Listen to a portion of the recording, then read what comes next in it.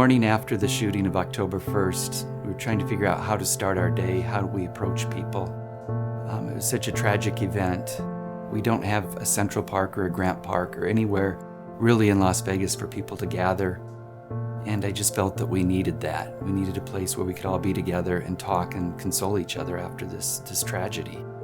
So I came up with an idea for a pop-up park that I thought would last for a couple of days that we would do. And that was the foundation for the Las Vegas Community Healing Garden.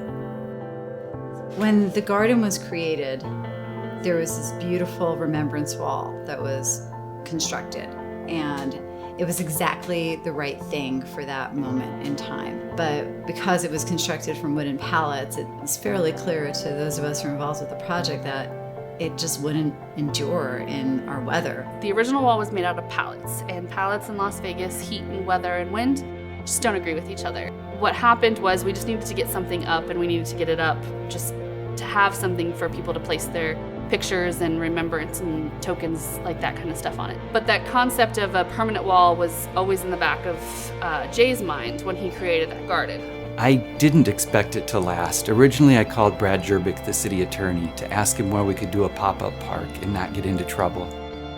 And he thought it was an interesting idea. They had lost somebody in their office, and they just had said they wished there was a park they could walk to from City Hall just to get out of the building, and the phone rang, and I was asking if we could actually do a park. So Brad Jerbick asked me to come to City Hall and explain my idea, which I did. And they said, ask if it could be a bit more permanent.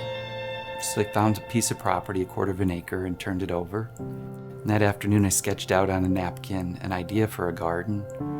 And the next day we started calling volunteers, contractors, anybody I knew in the construction industry, asking for donations and a labor force, and that's how we started.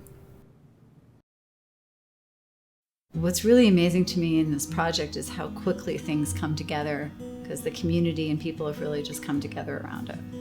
And from there, once the word got out, hundreds of people and all the donations started rolling through, and within 4 days the entire garden was built. The community's response to the garden has been absolutely phenomenal. I don't think you can go to the garden without somebody being there, first and foremost. People are always there. Anytime that anything gets put out there via social media or anytime we have a call for help, if we need volunteers, if we need anything, people are there and people are ready and willing to give in any way that they possibly can. I've been in Las Vegas 27 years, and I hear a lot of comments about this community not having a heart or a soul. And that was proven so wrong by the people that showed up. The thought process started to begin about what that permanent wall would look like.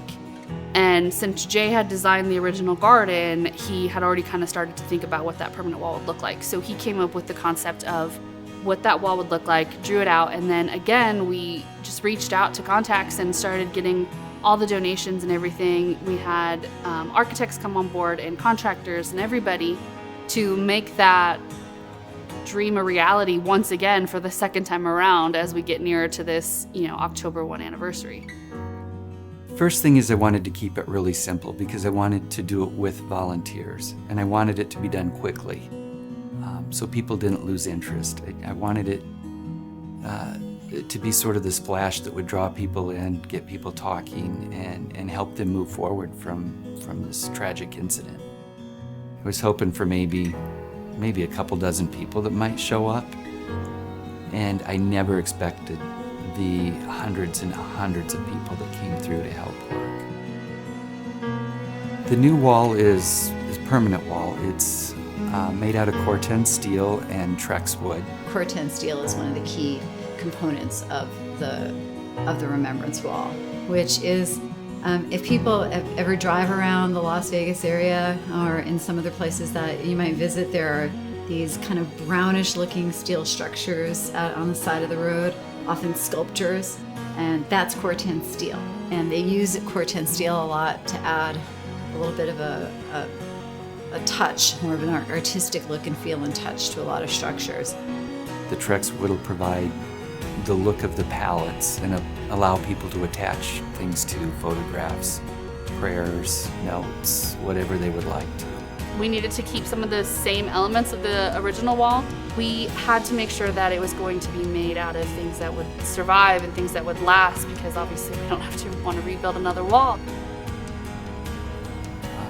Right now, McCarthy Construction is helping out to build this wall. They're also building the Raiders Stadium, and it's very humbling that on a project that size, they would send a crew over to build this little wall in this little tiny park. That they've taken it on, and it's every bit as important to them as doing that stadium. And I find that amazing. I'm overwhelmed by the heart and soul of people showing up and doing this, and the way it's joined people together. There's also a water feature, and people might say, why do you have water in the desert? But it adds this idea that you can look through and look past what you're experiencing. And that sort of provides this veil when you look through this 14-foot water wall into the other side, kind of like what I'd hope, that we don't know what's on the other side after death, but that was sort of my take on that. The walls themselves are laid out on a curve that I took from a nautilus shell that I cut in half. There's a natural formula in nature, fractals. And it's laid out on a fractal, so mathematically it all kind of comes together in this divine golden formula that's found throughout the universe.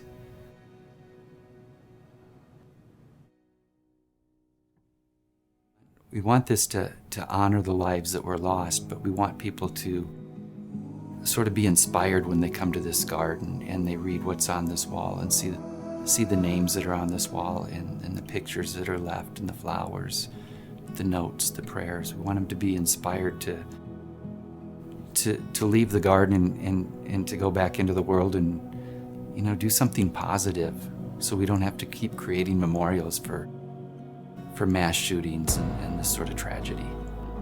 The community as a whole has found healing in it in their own personal ways. We don't treat it as like a traditional memorial in a sense of mourning and everything. We want it to be about the people and about the lives that were lived, not the lives that were lost. And we want their smiling faces on the wall. We want their stories. We want all of those wonderful things there so that people can remember the people, not the tragedy that happened to them. It's not about that. It's about those special people that, happen to no longer be with us anymore. I hope they realize that we don't have to be victims. This tragedy did happen and it did change Las Vegas forever, but we can choose how we deal with it. And we can either be a victim and we can retreat in fear, or we can join together and do something positive and fight against this kind of thing. When people come to the wall, a lot of the times they're coming because they're inspired by the incredibly sad events that happened on October 1. But I hope that they're able to take away from the wall the sense of love and compassion and kindness and hope that really was the spirit of the construction behind the wall.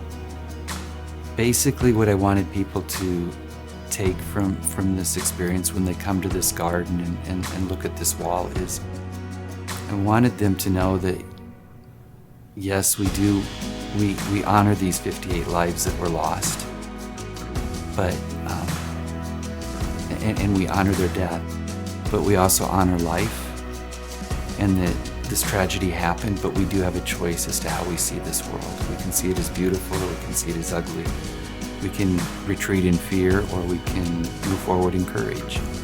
We can help each other, or we can isolate each other. We can look for the beauty in the world, or we can look for the worst in the world. Guess what I'm hoping that when people come and they read the words, they can see that this is all a choice. This is all a choice on what we take away from this.